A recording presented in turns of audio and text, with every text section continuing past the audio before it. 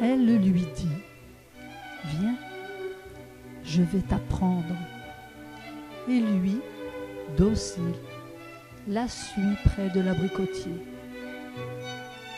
Il faut, dit-elle, choisir les fruits que le soleil a dorés, qui sont un peu rosés, mais pas encore trop mûrs.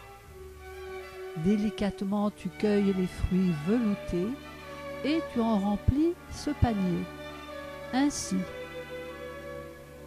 Sais-tu que le noyau d'abricot contient une amande qui se mange? Elle est souvent douce, mais parfois amère. Méfie-toi. Et le garçon docile cueille les fruits et les range ainsi qu'il lui fut dit. Et la matinée, pourtant laborieuse, s'écoule et s'achève sans lui peser. Près d'un professeur à la taille souple, aux yeux tendres et rieurs, à la lèvre brillante et moqueuse. Viens, dit-elle, j'ai préparé pour nous un repas que nous allons prendre. C'est l'heure.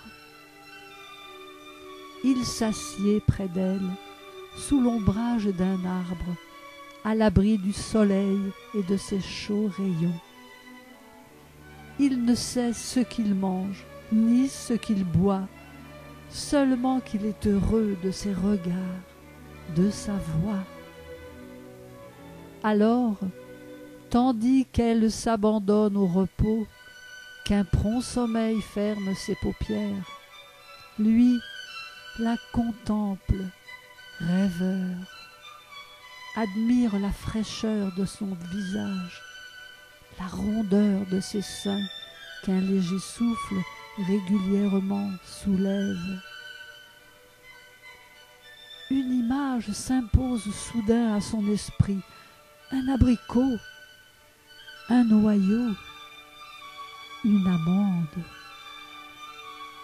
Et sans qu'il y prit garde, un flot d'émotions qu'il ne peut réprimer le surprend, l'inonde, et tend brusquement la toile de son pantalon.